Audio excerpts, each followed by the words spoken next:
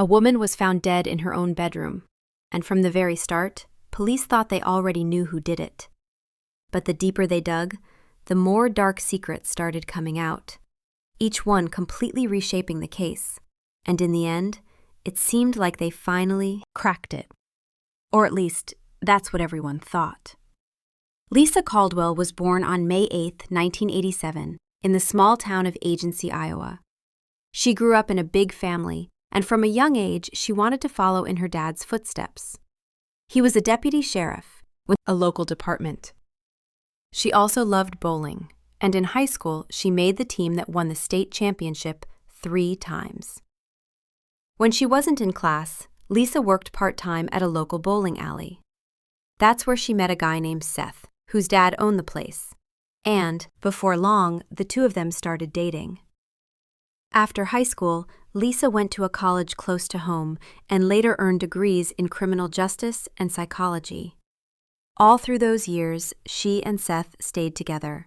And by late 2011, after 7 years as a couple, he finally proposed. They bought land back in their hometown and planned to build a big house. But while they were saving up, they lived in a trailer they'd gotten as a wedding gift by Seth's parents.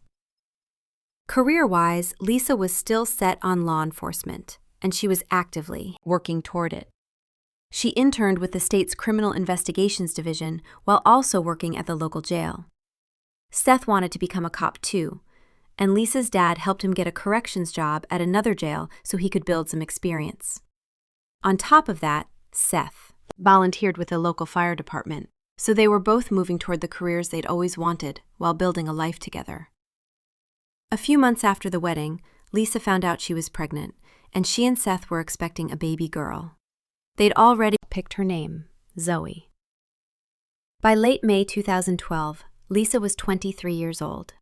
She was 5 months pregnant, still working at the jail, and she and Seth were living in the trailer on their piece of land out in a quiet, rural area. On May 26th, at around 5:30 in the morning, Seth called police and said someone had shot his wife. 911, she's not pregnant. Does she have any medical problem?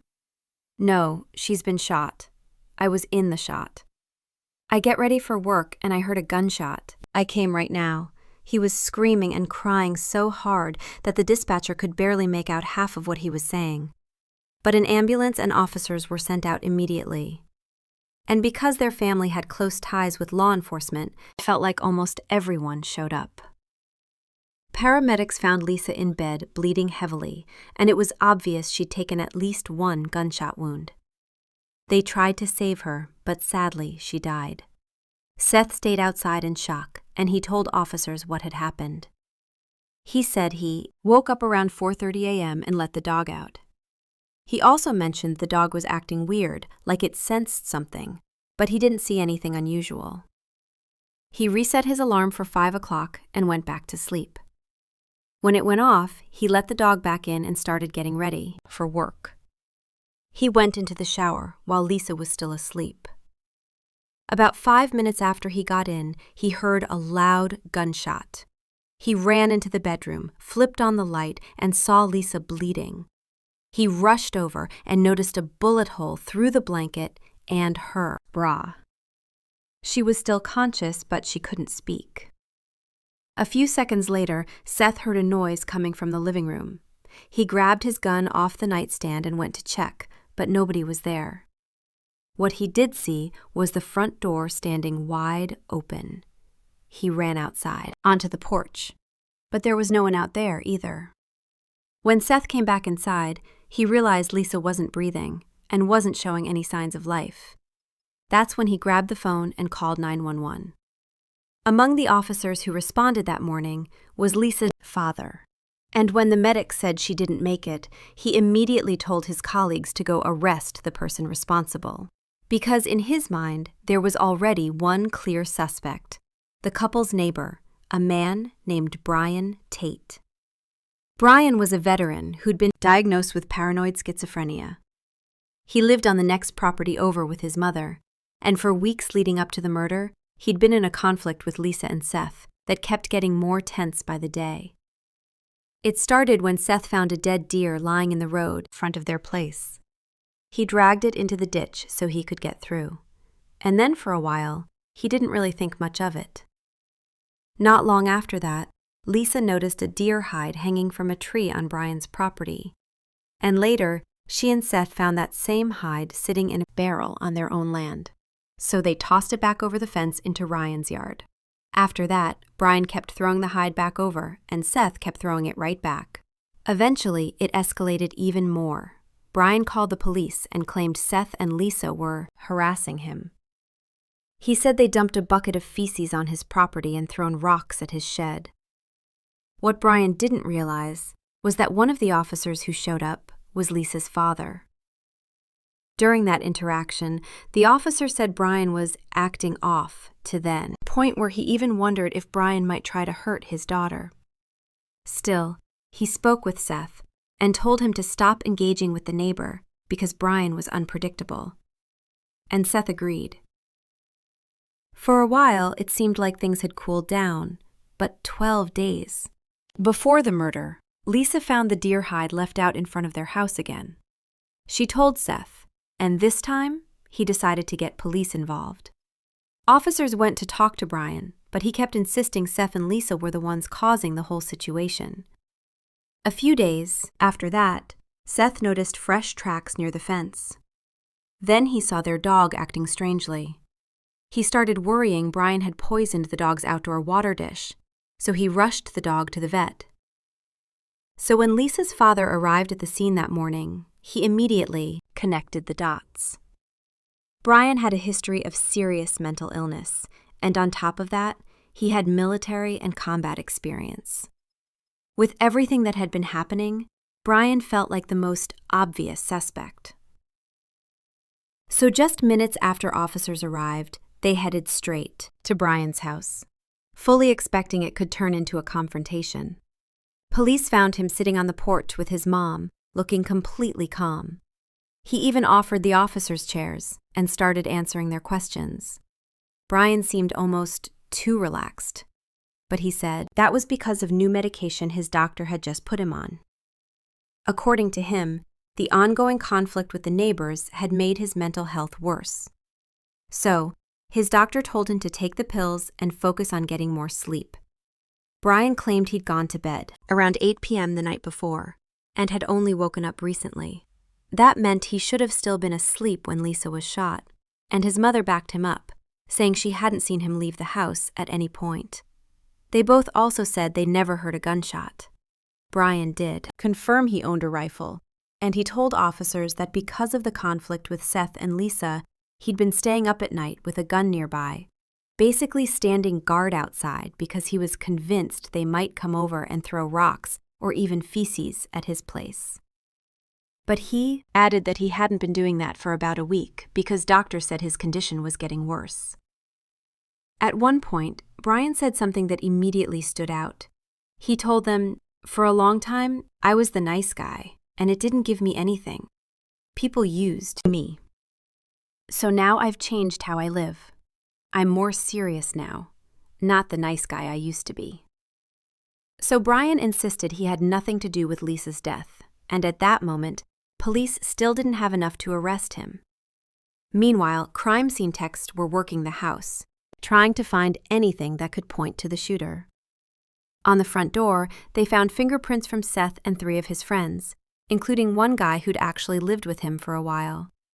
Out front, investigators also found 2 cigarette butts. They managed to pull a partial DNA profile off of one of them, then compared it to everyone they knew had access to Lisa's home, but it didn't match anyone. As for how the killer got inside, there were no signs of forced entry. Seth told police the door might have been left unlocked after he let the dog out earlier that morning. They lived out in a quiet rural area, so they weren't constantly worried about someone just walking in. The murder weapon seemed like it had to be a hunting rifle or a shotgun, but there wasn't anything like that in the trailer. Seth gave police a full list of every gun he and Lisa owned, and nothing on it fit what they were looking for. When it came to Seth's timeline, investigators could at least confirm part of his story. There really was water in the shower, which suggested someone had used it that morning. After police spoke with Brian, they also brought Seth into the station. He agreed to answer questions. Even though he was clearly a wreck, he was crying, yelling, and blaming himself for not being able to protect Lisa. He also turned down the lawyer his parents had hired and came in anyway. Seth walked them through his timeline again, and he told detectives he was almost sure the neighbor did it. According to Seth, Brian was constantly sitting on his porch with a gun, and once that conflict started, Seth genuinely thought Brian might end up hurting him or Lisa. While Seth was being questioned, the crime scene team was still back at the trailer. At one point, a friend of Seth's named Colton showed up. He said he was there to pick up his puppy. Seth and Lisa had been watching the dog for him. Police saw an opportunity and started talking to Colton. Somewhere in the conversation, he casually mentioned that Seth had a second phone. That immediately grabbed their attention, and they pressed him for details.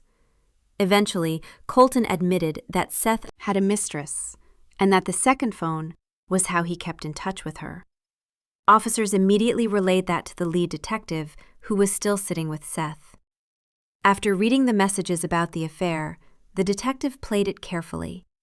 He asked Seth if there had been any serious problems in the marriage and whether either of them had been seeing someone on the side. Seth said no, and that set off alarms. The detective kept going, and eventually Seth's story started to shift. He said there actually was a woman named Rachel, and there had been something like a light flirtation, but nothing serious. According to Seth, they knew each other through work, and there was never anything physical. He claimed it was basically just talking, and that Lisa knew about it and didn't care. But at the same time, police were still speaking with Colton, and he told them Rachel had been sending Seth explicit photos. He said Seth had even shown him a few of them. And meanwhile, Seth was still telling the detective nothing like that had ever happened. To investigators, it looked like Seth was trying to hide an uncomfortable truth, and they started seriously considering whether he could have been involved in Lisa's murder. The detective tried to steer the interview in that direction, but Seth denied having anything to do with it. And eventually he decided he was done talking. So now, detectives were staring at two possible suspects, the husband and the neighbor. The problem was they still didn't have any hard evidence pointing to either one, and they had to figure out where to go next. Another issue was that right after the murder, police missed some basic steps that could have made the investigation a lot easier. They didn't take gunshot residue swabs from either suspect's hands. They didn't seize their clothes for testing, and they skipped a few other standard procedures that only work if you do them immediately. By the time a full day had passed, that window was basically gone. But then something happened that nobody expected. When officers went back to Lisa's place, which was still sealed off as a crime scene, someone suddenly spotted a shotgun in the grass. It was about 100 feet from the front door, lying right by a tree that had police tape wrapped around it, which meant officers had clearly been right in that area, and somehow missed a full-sized gun sitting out in the open.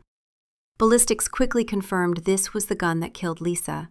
Police traced it back to a friend of Seth and Lisa's, a guy who lived with them for a while but had moved out recently. He told investigators the shotgun was his, but he hadn't picked it up yet, and it should have been inside the house. He also added one more detail. He always kept it loaded. And when the gun was examined more closely, there was another weird fact. One shell was jammed inside it.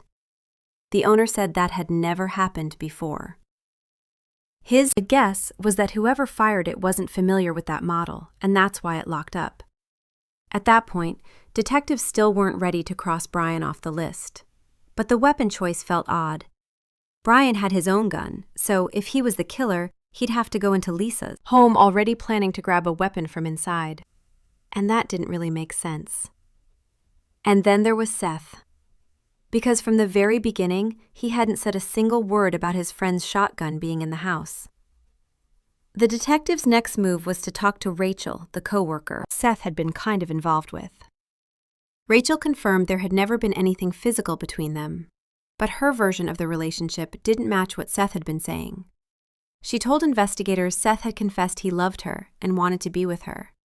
She also confirmed she'd sent him intimate photos more than once. According to Rachel, Seth constantly talked about divorcing Lisa, but whenever she pressed him on when, he dodged the question. Eventually, Rachel told him she'd started talking to another guy and was thinking about dating him. Seth's response was basically, "Give me a couple of weeks, I'll finally settle the divorce." And Rachel agreed. Then, just one day before the murder, Seth texted her and said that the very next day, he and Lisa were finally splitting up, and Lisa would be leaving the house. The problem was, detectives couldn't find anything to back that up. Lisa hadn't told a single friend or family member she was planning to leave. Her messages with Seth didn't suggest anything like that either. If anything, the day before she died, Seth and Lisa were out together running errands, and people who saw them said they seemed totally normal. Another detail came from one of Seth's coworkers. He said that a few weeks before the murder, he'd overheard Seth arguing on the phone, and from what he could tell, it sounded like Lisa on the other end. After Seth hung up, he made a comment along the lines of, "It'd be easier if she just got in a car wreck and died." One of Seth's friends also told police Seth had talked about wanting to leave Lisa, but he didn't want to pay child support. And then there was the neighbor drama. A few of Seth's friends admitted that they'd actually been the ones throwing feces onto Brian's property and pelting his place with rocks. And they said they did it because Seth asked them to. So after learning all this, detectives started leaning towards Seth. In their view, he wanted out of the marriage and wanted to be with someone else. But two things stood in his way. First, divorce would mean child support. And second, it would blow up his relationship with Lisa's father, which could have killed his dream of a law enforcement career right there. Lisa's dad was respected in the area, and detectives believed he could have easily blocked Seth from ever getting hired or promoted anywhere local. So, prosecutors argued Seth may have come up with a plan that solved all of it in one shot. Literally. The theory was that he decided early on he'd pin everything on the neighbor, Brian, a man with serious mental health issues. And then he deliberately stoked the feud to make Brian look like the obvious suspect. He even pulled his friends into it, having them toss feces onto Brian's property and throw rocks at his place. Then they believed Seth used his friend's shotgun to kill Lisa and called 911. And because everyone already knew about the conflict with Brian, police immediately focused on the neighbor, which meant Seth didn't go through the standard steps that might have exposed him. Gunshot residue testing, clothing being taken right away, that kind of thing. In the end, Seth was arrested. About 6 weeks after the murder, he was formally charged. He pleaded not guilty, and the trial kicked off in February 2013. Friends, coworkers, and Seth's mistress all took the stand and testified against him. Seth's attorney argued that detectives had fixated on his client from the very beginning, and that they never properly investigated the person who, in his view, was the far more likely killer, Brian. Over the entire investigation, Brian was never fingerprinted, and police never took a DNA sample from him. And overall, the defense said investigators pretty quickly stopped treating him as a real possibility. A few months before trial, Brian died, which basically killed any chance of fully digging into whether he had anything to do with Lisa's murder. Still, the defense came to court with several points they believed supported Brian's guilt. First, Seth's attorney called Brian's treating doctor. The doctor testified that just a few months after Lisa's death, Brian's condition took a serious turn, and he had to be involuntarily committed. He also said Brian wasn't just dealing with paranoid schizophrenia. He'd also been diagnosed with bipolar disorder. Brian believed the government was plotting against him, and he genuinely feared for his own safety. And on top of all that, Brian was using weed because he thought it helped. The doctor disagreed, saying that with Brian's mental health issues, it only made him more unpredictable and more dangerous. After that, the defense called several of Brian's neighbors. One of them testified that after Lisa's death, Brian made a comment along the lines of, "If the sheriff's office did its job, none of this would have happened." The defense also pointed to a couple of items police never really followed up on. Officers had found a half-eaten sandwich and a glove on the victim's porch. Seth's attorney argued that Brian could have been watching the trailer while Seth and Lisa were asleep, waiting for the right moment, before going in and committing the murder. In the end, the jury deliberated for 4 days, but they still couldn't reach a unanimous verdict. 2 jurors insisted Seth was not guilty, so the judge had no choice but to declare a mistrial. A new trial started 2 months later, and that jury couldn't agree either, so once again, the case ended in a mistrial. The third trial was scheduled for the summer of 2014, and right before it began, something completely unexpected surfaced. All that time, both the defense and the prosecution had been digging for anything that could strengthen their side. And in the lead-up to the third trial, Seth's attorney came across something major. He got access to Lisa's messages and found a conversation with a man named Jason, a coworker from the same jail. And based on those texts, it was clear they'd been having a secret relationship. More than that, Lisa and Jason had even talked about the possibility that she might be pregnant by him, not by her husband. The defense attorney immediately pointed out something else. Investigators had known about this affair from the very beginning. They'd seen it early on when they went through Lisa's phone, but for some reason it never made it into the case file. The affair was essentially buried. It never came up in the first 2 trials, and Seth's attorney argued this could completely change the picture. Back then, Jason denied having anything going on with Lisa. But just days before the third trial, he finally admitted it. He said he lied because he didn't want his wife and 4 kids to find out. Now, he claimed he and Lisa met at work and started seeing each other in secret.